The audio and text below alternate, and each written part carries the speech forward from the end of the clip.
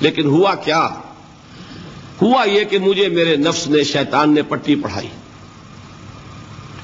وہ پٹی کیا پڑھائی کہ حضور تو 30,000 کے لشکر کے ساتھ چلیں گے تو لشکر تو سلولی موو کرے گا نا.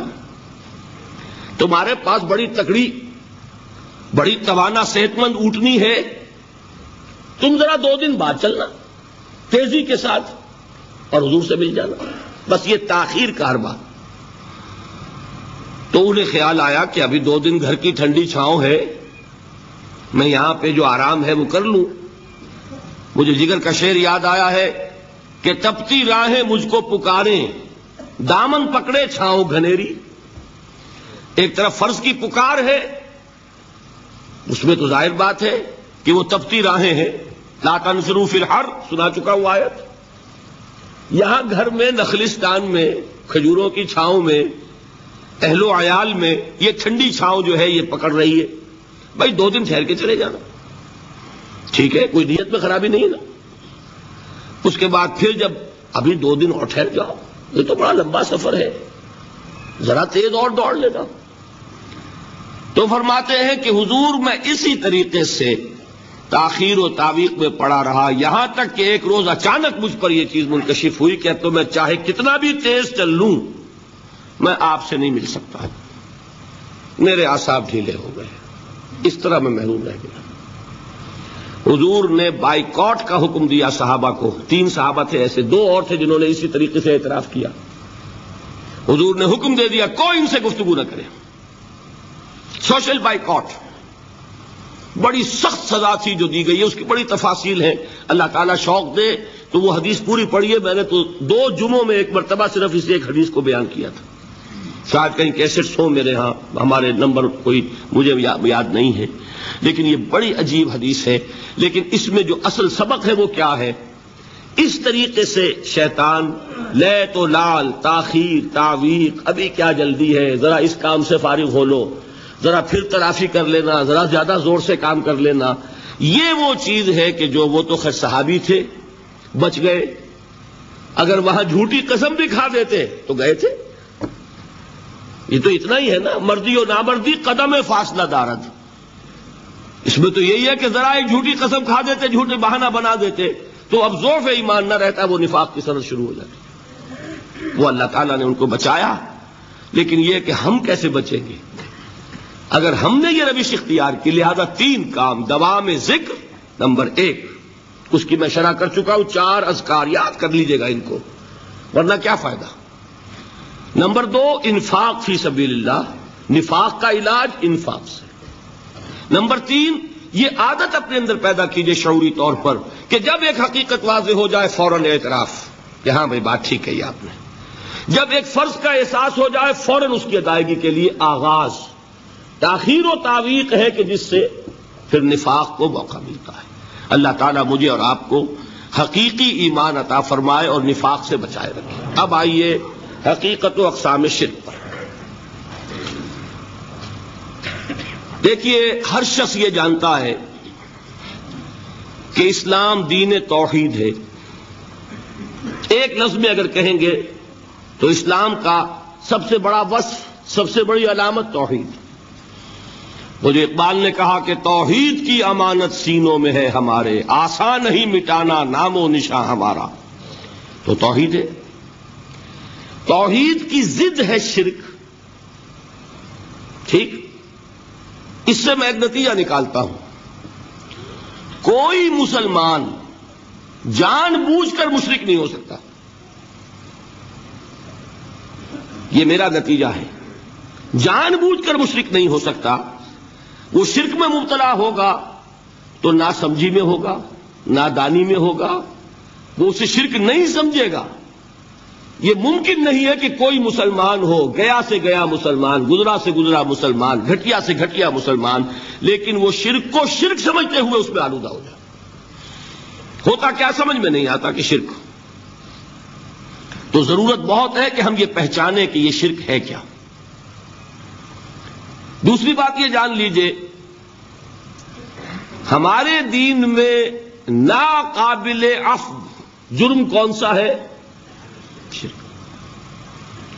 2 مرتبہ بیان فرمایا گیا سورہ نساء میں صرف، ان اللہ لا یغفر ان یشرک بہ ویغفر ما دون ذلک لمن یشاء، اللہ تعالیٰ اسے تو ہرگز نہیں بخشے گا کہ اس کے ساتھ شرک کیا جائے، ہاں اس سے کم تر جس کو چاہے گا معاف فرما دے گا۔ نوٹ کر لیجئے، اس کی بھی اندر بھی اوپن لائسنس نہیں ہے کہ بقیہ سارے گناہ لازماً معاف کر دے گا، یہ نہیں ہے، اس سے تو آپ میں جرت پیدا ہو جائے گی باقی سب کیے جاؤ، یہ نہیں، جس کو چاہے گا بخش دے گا، لیکن امید ضرور دلا دی کہ شرک سے کم تر کوئی گناہ ہو تو اس کی بخشش کی بغیر توبہ کے اللہ تعالیٰ نے امید دلائی۔ توبہ سے تو شرک بھی معاف ہو جائے گا، اس سے مراد کیا ہے؟ بغیر توبہ کے۔ اللہ تعالیٰ نے فرمایا کہ اور گناہوں کے بارے میں تو امید کی جا سکتی ہے لیکن شرک کے بارے میں ہرگز نہیں۔ اہمیت واضح ہو گئی مزید۔ نمبر 3، اس شرک کی ہماگیریت کا عالم یہ ہے کہ سورہ یوسف کی آیہ مبارکہ ہے وَمَا يُؤْمِنُ أَكْثَرُهُمْ بِاللَّهِ إِلَّا وَهُمْ مُشْرِكُونَ۔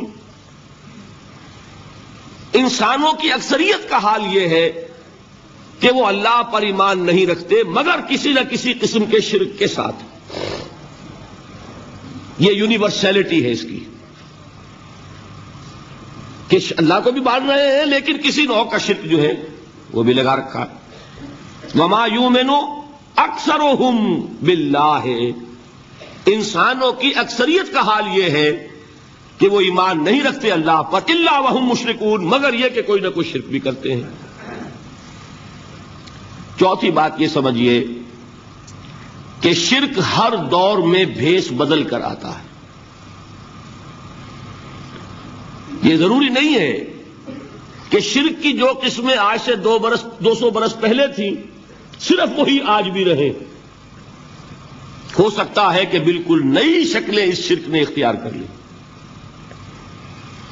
اس سے کیا نتیجہ نکلا کہ اگر اجتہادی بصیرت نہیں ہوگی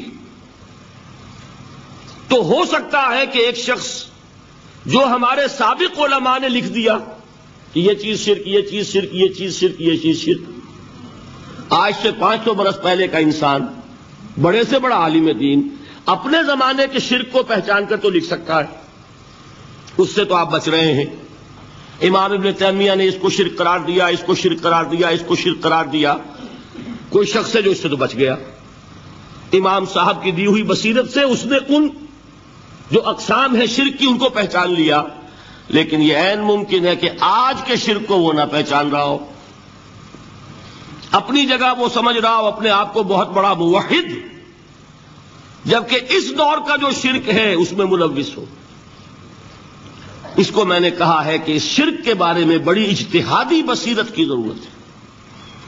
فارسی کا ایک شعر ہے، بڑا پیارا شعر ہے، بہر رنگے کے خواہی جامہ می پوش من انداز قدت رامی شناسم۔ اپنے محبوب سے کہہ رہا ہے شاعر کہ تم جس طرح کا چاہو لبادہ اوڑھ لو، میں تمہیں تمہارے قد سے پہچان لوں گا، کتنا ہی چھپا لو اپنے آپ کو، کیسے ہی لباس بدل لو، بہر رنگے کے خواہی جامہ می پوش من انداز قدت رامی شناسم، میں تمہارے قد سے تمہیں پہچان لوں گا۔ یہ اگر بصیرت نہ ہو کہ شرک کو اس کے قد سے پہچان سکیں آپ، اس کے لیے ضرورت ہے اصولوں کی۔ دیکھیے جس طرح الجبرا کے اصول ہوتے ہیں، فارمولہ ہے، فارمولہ ہاتھ میں آ گیا، مسئلے حل کرتے چلے جا رہے ہیں، آپ اپلائی کرنے کی دیر ہے فارمولے کی۔ اگر آپ نے صرف گنتی کر کے کسی زمانے کے شرک وہ تو سمجھ لیے، لیکن وہ بصیرت باطنی حاصل نہیں ہوئی، اجتہادی بصیرت، وہ اصول ہاتھ میں نہیں آئے کہ جس سے آپ پہچان سکیں، تو ہو سکتا ہے کہ اس دور کے شرک کو آپ نہ پہچان سکیں۔ اس کے لیے ضرورت ہے کہ اصل اصول ہاتھ میں آ جائیں تاکہ ان اصولوں کو اپلائی کریں۔ ایک بات مجھ سے اور سن لیجئے، میرا اپنا یہ تاثر ہے، ہمارے دین میں